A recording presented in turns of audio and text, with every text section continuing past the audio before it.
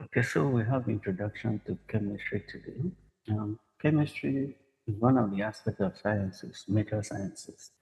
Man happened to be a very inquisitive being, and this is inquisitive nature made him to experiment with a lot of things in the material world.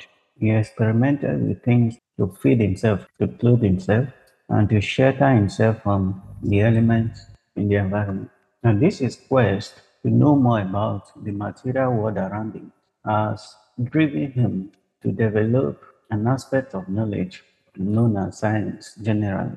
And this science has developed into three major branches, one of which is chemistry.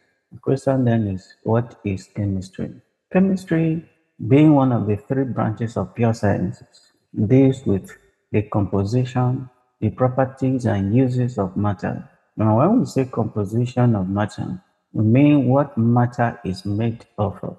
And then, by the way, what is matter? Matter is anything that has mass and occupies space. That means anything that is tangible around us, anything that you can feel and touch, that you can see around us, is a matter.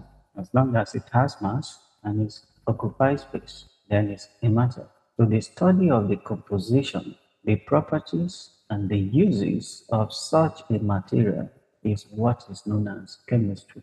Chemistry basically study the interaction of matter with each other and the changes that matter undergo under different conditions, such as changes in temperature and pressure. That is the major area or the major interest of chemistry. The composition of matter, the properties of matter, and the use of matter. Then other aspect of science, major science, which is physics and biology, also study matter, but their area of interest differs slightly from the interest of chemistry. Chemistry is concerned about the composition and the changes that matter undergo under different conditions, while physics is more about the matter in relation to energy or work done. And biology, of course, study only the living matter. So we see chemical changes around us all the time. Since chemistry study the composition of matter, the properties of matter, and the uses of matter, like I just said, that the focus of chemistry is more on the changes that it undergo under different conditions of temperature and pressure. So now the question is, what is or what are changes? Changes can be either physical change or chemical change. Now, these changes occur from time to time in our surrounding. For example, familiar activities like cooking, burning, and roasting of materials, these are all examples of changes. When you burn something, for example, you change it from one state to another or from one material to another. Let's take a piece of paper as an example. When you burn a piece of paper, of course, once the paper is completely burnt, you have changed that paper to ashes. So that is a change. And that change, because we cannot reverse it, because such a change, a chemical change. So any change that is irreversible, like the case of burning, is a chemical change. While the one that can be reversed is a physical change. So back to the board, familiar activities and happenings like cooking. For example, when you cook a material or when you cook a food, you cannot reverse that process. There's no way you can turn the cooked food to the raw nature of that food again. That also can be seen as a chemical change. Rusting of iron also, once iron rusts, there's no way you can reverse that process to gain the new iron back. That is also an example of chemical change. Most household products such as soaps, detergent, drugs, plastics, etc., are all made by chemical processes, by chemical changes, as they mix one material with another material to produce another thing entirely. For example, soap. Soap is as a result of chemical reactions between matter. Drugs also are product of chemical reactions between matter. Plastic that we use almost every day in our everyday life, they are product of chemical reactions. So chemistry has developed through a series of discoveries, and these discoveries are made using a systematic approach that we now call scientific method. The body of knowledge called science is acquired through a systematic approach known as a scientific method. And what is this scientific method all about? We have a graphical representation of this scientific method here on the board. It starts by observation. That is, as a scientist, when you see something in your environment that interests you or that calls your attention, that arouse your interest, you observe it. Now, observation is a careful look of the material. You pick up the material that calls your attention or that interests you and observe it and look at it carefully to know or to discover some pattern in that material. And when the pattern is discovered, then as a scientist, you try to explain that pattern. And to explain that pattern, you put forward what we call hypothesis. For example, you may pick a material in your surrounding and you discover that that thing has a very nice scent or a very nice smell. And for the first time in your life, that's the first time you have ever seen that material. And then as a scientist, you now say, okay, anything of that nature always puts forward a sweet smell. And so you notice the pattern in that material. That kind of a material always has a good smell. Because of that pattern, you try to explain. Could it be that they put a perfume in that material? Whoever created that material, maybe God, put a perfume, a certain perfume in that material. You are asking question, you are questioning yourself, saying that to yourself. And then you put forward the hypothesis. That is trying to explain that pattern you have discovered. In that hypothesis you put forward, of course, you need to test it in the lab by performing what we call experiments. There should supposed to be a link between this hypothesis and experiment here. It makes something, yeah? So all in all, scientific method starts with observation.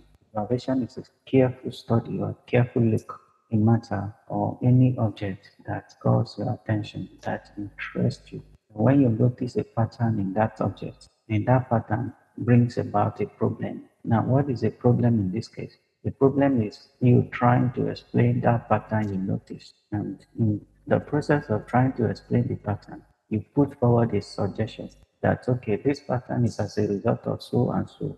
That suggestion is what we call hypothesis. And for you to test that hypothesis, you need to carry out an experiment. For example, you have maybe this is a cup of a liquid. You are just seeing that liquid for the first time in your life. And then take that liquid close to your nose. You discover that it has a very good smell. And you say, okay, could it be that they put one perfume in this liquid? Or why is it producing this kind of sweet smell? That question you are asking yourself because of the pattern you notice in this liquid, which is a sweet smell now. Because of that question you ask yourself, you need to put forward a suggestion. It could be that they actually put a perfume in this liquid. That suggestion you just suggested to yourself is a hypothesis. Now you can't reach a conclusion based on that suggestion. You need to carry out an experiment to discover whether truly there's a perfume in this liquid you discovered. So you go to your lab and carry out an experiment to discover whether there's perfume or no perfume in this liquid. Or it could be that you test the liquid and then you discover that the liquid has a very sweet smell, sweet taste, right? And you say, okay, could it be that they put sugar in this liquid? That is, maybe it's a natural liquid. And that is the first time you are seeing that liquid in your life. And it's an inquisitive being. You test it. There is no good to go about testing things. But some of those things we eat today are discovered as a result of man experimenting with it, like testing them, whether they are eatable or not, which means our forefathers actually did a lot of sacrifice to discover what we eat today. So let's assume you see a liquid for the first time, and then you test it. Say, wow, this thing is very sweet. Maybe God put sugar in it when He was creating this liquid. Now, you cannot reach a conclusion based on saying that, okay, God put sugar in this liquid. That is why the thing is very, very sweet. You need to test that thing by going into your lab to test whether there's sugar in there truly. Going to your lab to test it is what we call experiment. You carry out an experiment on this liquid to see whether truly there's sugar. Then, if the result of the experiment agrees with your hypothesis, and you need to carry out more experiments and also share that your idea with other people to carry out the same experiment on what you have discovered. Now, on the other hand, if you go to the lab and the result of the experiment showed that there is no sugar in this liquid, that means your hypothesis has failed, isn't it? And that modification of the hypothesis, you can say, okay, maybe since there's no sugar in this liquid, it could be that it is salt. That is a modification of the hypothesis. Then you go back to the lab and carry out the experiment again to discover whether there is salt in this or not. Again, if you carry out the experiment and you discover there's no salt, you go back again. You either bring a new hypothesis or a modified hypothesis. Okay, there's no sugar in this liquid, there's no salt in this liquid. What could be the thing that makes this liquid to be sweet? Then you suggest another thing again. Okay, maybe there's saccharin inside. That is why it is sweet. That is a modified hypothesis or a new hypothesis again. Go back to the lab again and carry out further experiment on that thing until the result of the experiment agrees with your suggestion, agrees with your hypothesis.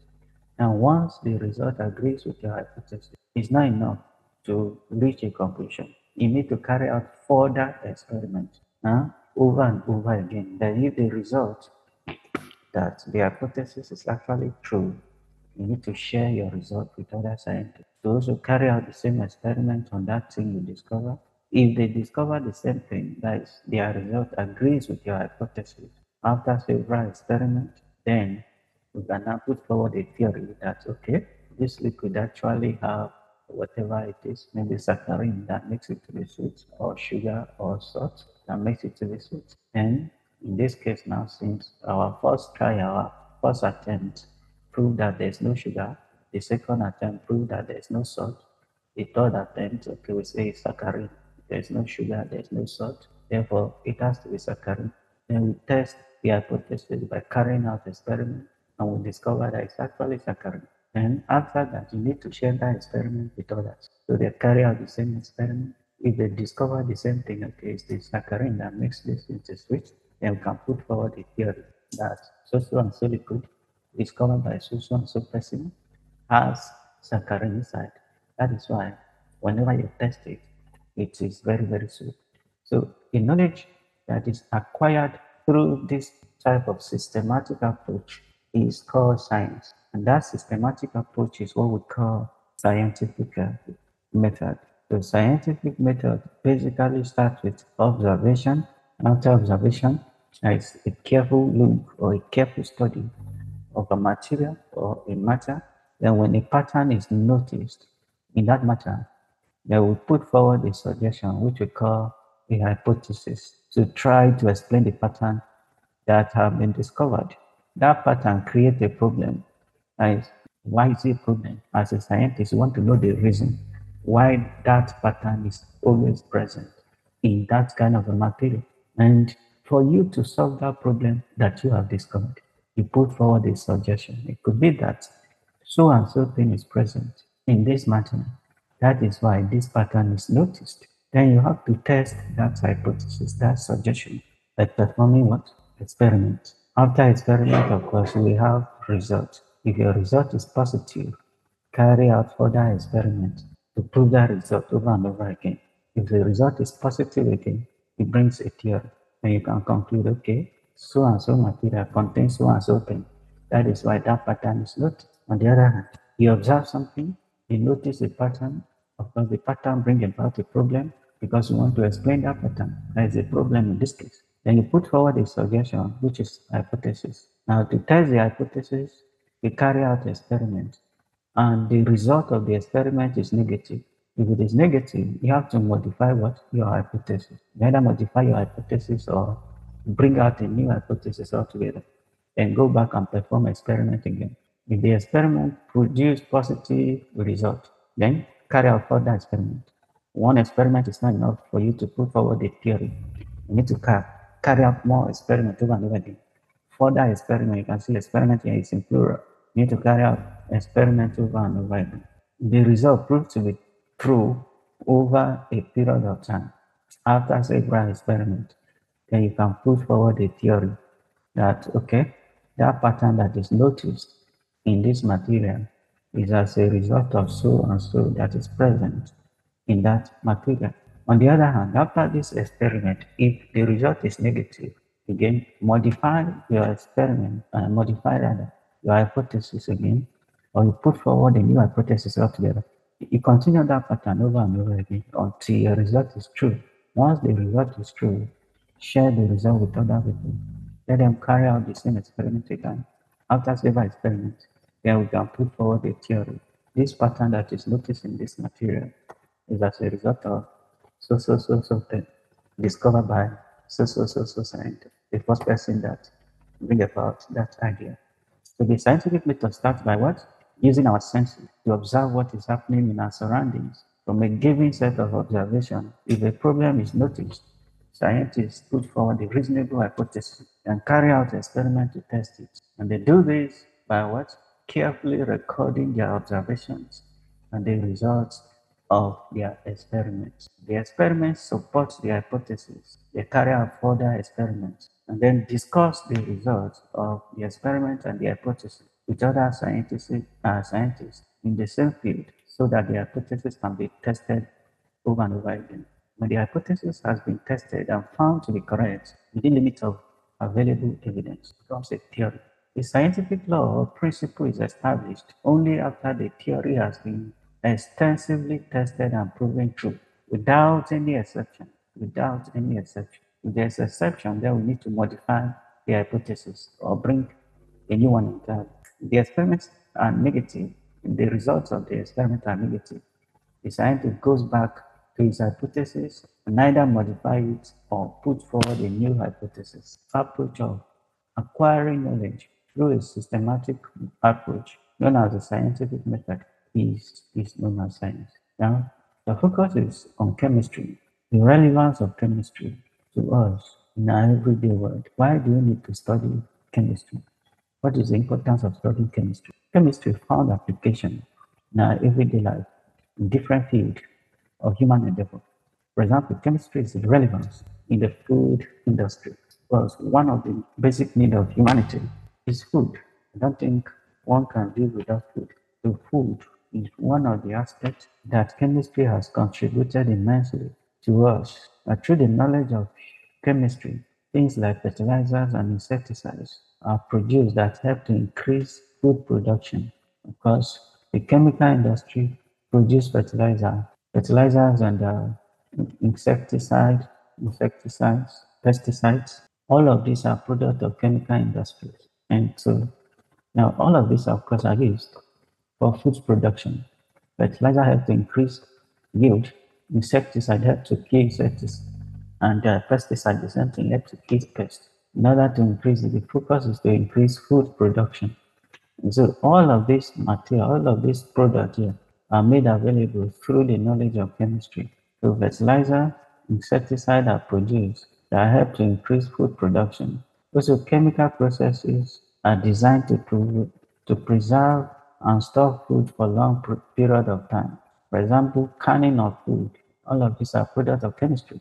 When you put it, things like what do they call it, milk?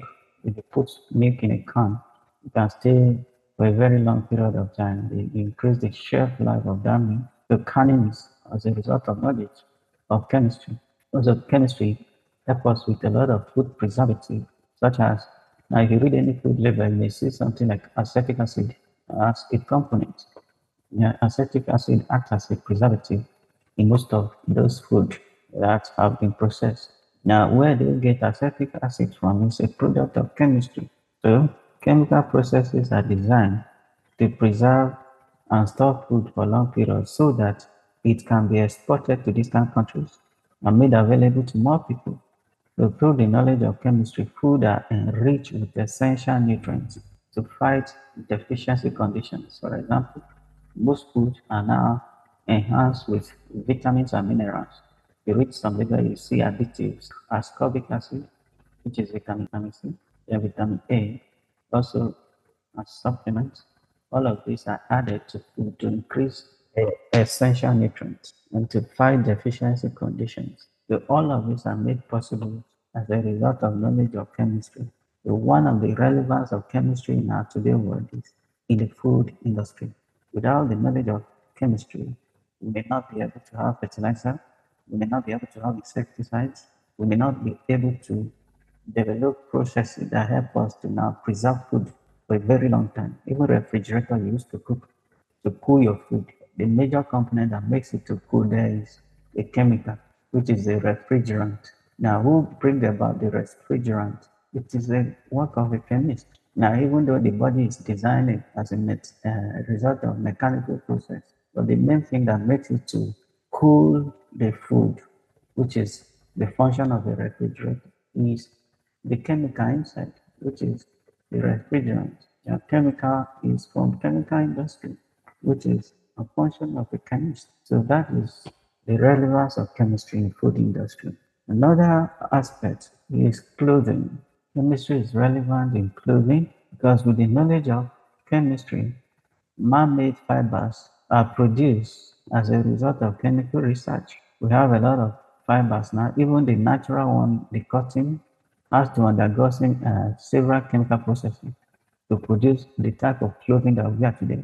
For example, cotton, of course, come in white color, but today we have clothing material in different color. Where is this color coming from? It's a product of chemistry. So, and if the chemistry did not design those colors, that means all our clothes, if they are to be made of cotton, which is white in color by nature, that means we'll be wearing white color always. All of us will become angels that wear white. I don't know if angels truly wear white. No one has seen angels before. So man-made fibers are produced as a result of chemical research, and this made available a wide range of clothing materials. Apart from the fibers themselves undergo a lot of processes, which is made possible by the use of chemicals. And all of that are made from where? The chemical industry, which is the work of a chemist. Then also in the military, chemistry is relevant. For example, chemical are needed for most military activity. The military needs ammunition to discharge their duty. They need gun, they need a bomb, they need a lot of things. All of these are made possible by a chemist. Without gunpowder, most gun will not work. And gunpowder is a chemical which is produced by a chemist. So chemistry contributes to the discovery and description of the theoretical basis of the behavior of chemical substances using such ammunition. For example, the gunpowder used by the earliest gun was made by mixing sulfur, charcoal, and potassium triisonitrate 5.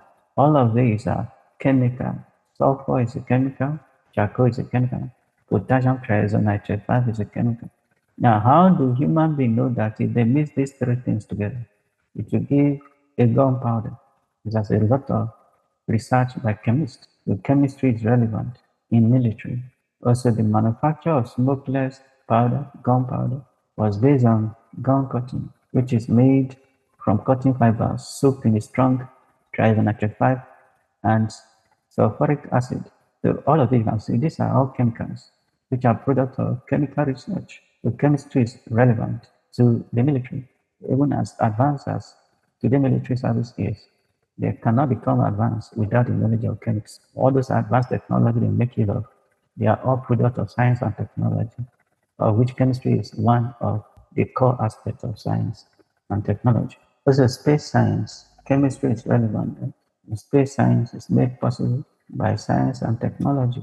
A lot of chemical processes go into the construction of space rockets, even the aeroplane itself, aeronautic general, anything that flies. The metals that are used in the construction of these space rockets, carefully selected and carefully produced as a result of extensive chemical research. Metals are combined in a way that the alloy that is formed is very, very light in weight and can withstand a lot of harsh conditions.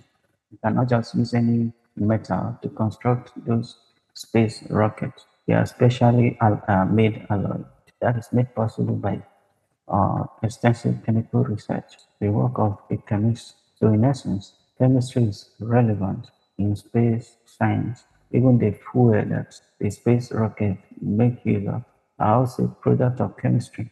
That is also in housing, chemistry is relevant. The modern housing infrastructure needs material like cement, concrete, steel, bricks, and tiles. All of these are produced by chemical industries. So chemistry is also relevant in the housing industry. Then medicine, because the healthy life that many of us enjoy today is as a result of variety of medicine that are made available as a result of chemical research and technology. The chemistry is relevant in medicine and then transportation because we move from one place to another today as a result of extensive research by science generally, of which chemistry is one of them. For example, the rapid development in the transportation industry from carts pulled by animals and the latest aircraft was made possible by chemists producing suitable fuel and structural materials like alloys that I mentioned earlier when I was talking about space science. Alloys are special metals that are made by combining metals of desired qualities to produce a better quality, lighter and stronger that can withstand a lot of elemental factors. So all of these are made possible by what chemists producing suitable fuels and structural materials like alloys which are light, strong, and heat resistant. So all this the relevance of chemistry to today world in the transportation industry, the medical industry, housing, space science, military, clothing, food, all of that, which are the various aspects of a human endeavor. Now they say that anything that has advantage has also disadvantages. The chemistry is not an exception. Just as we have several relevance of chemistry to different aspects of our existence, we also have adverse effects of chemistry. And what are those adverse effects? Chemical products and processes have affected our life adversely also. Now, some of these negative impacts include pollution, which is the major aspect, the disadvantage of what? Chemistry. One of the main disadvantages of industry is the pollution of our environment. And this pollution can come either in form of chemical waste from factories, it could be in form of radioactive waste from nuclear plants, it could be oil spillage or exhaust from motor vehicles or pesticides which are washed from farm into our water body, and fertilizers also washed from farm into our water body aids to increase the food production. Sometimes when you apply fertilizers or pesticides in your farm and it rains, some of these chemicals are washed into the water body and then pollute the water body. Now, when the water body is polluted, of course, the aquatic life in the water are affected by this chemical, and this is ultimately transferred to human being. So they say what goes around comes around. A perfect example here. So this fertilizer here, the main goal of producing fertilizer is to increase food production, but it also has side effects. When you apply these things, it can also bring about pollution, that is polluting the water body.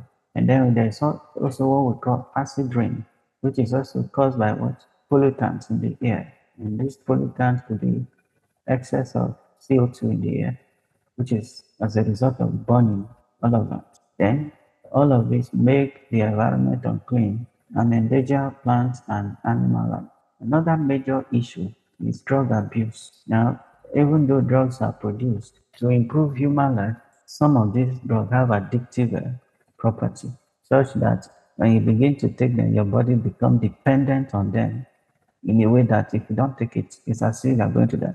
And as a result of that, and because of the sedative nature of some of these drugs, some people take them in excess to make them high. They see, for example, cocaine, even though some of these are pain relief, because of their sedative nature, humans begin to abuse them by taking them in excess or taking them in uncontrollable manner. Then morphine also is another example. All of these are addictive drugs, a problem. So the major adverse effect of chemistry is pollution. Then careers in chemistry. Why do we have to study chemistry?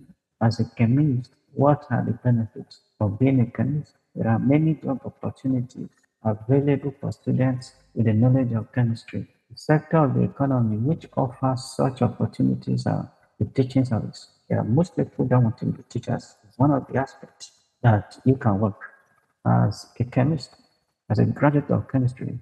You can work either in secondary school, polytechnics, college of education, or the university. You can also work as a laboratory scientist or in colleges and university lab.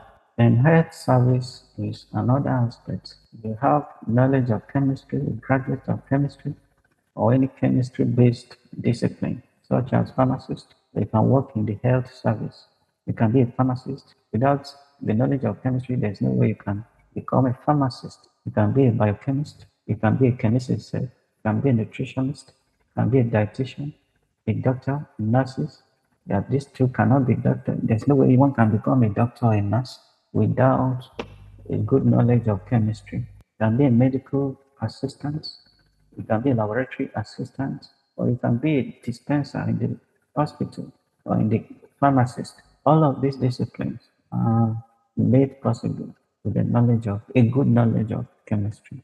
Then in the food processing industry, chemists are also needed. For example, the food technologists and research chemists, all of them have qualifications in chemistry. You cannot be a food technologist if there's no good knowledge of chemistry.